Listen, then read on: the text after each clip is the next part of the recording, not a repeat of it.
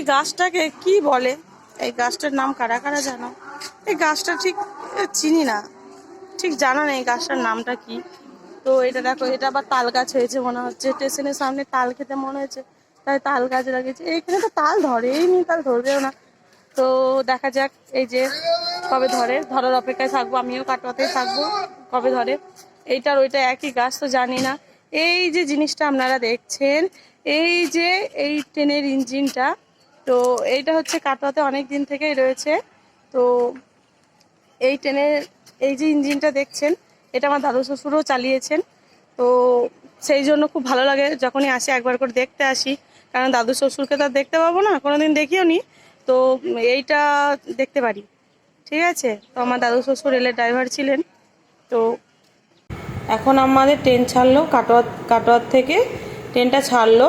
এখন নামবো আমরা বিষ্ণুপ্রিয়ায়, কারণ কি যাব নবদ্বীপ, মায়াপুর কিভাবে যেতে হয়, নবদ্বীপে যাব, কিন্তু আমরা নামবো বিষ্ণুপ্রিয়া স্টেশনে। তোমরা ভিডিওটা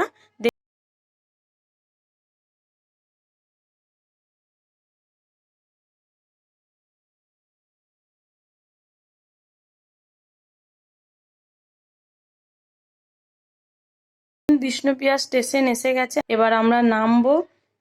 চলো দেখা যাক, তোমরা ভিডিওটা দেখতে থাকো, আমাদের সাথে থাকো।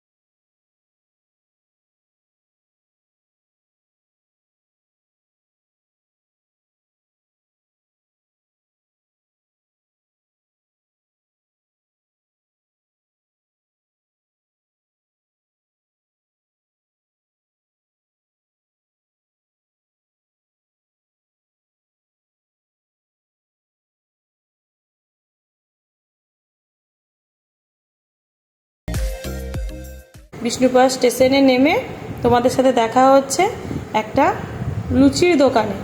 আচ্ছা, আমরা চলে এসেছি এখন লুচির দোকানে।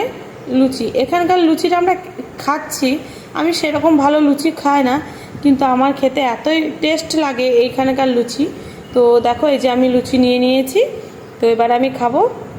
পরের পার্ট দেখার জন্য পার্ট 3 দেখো।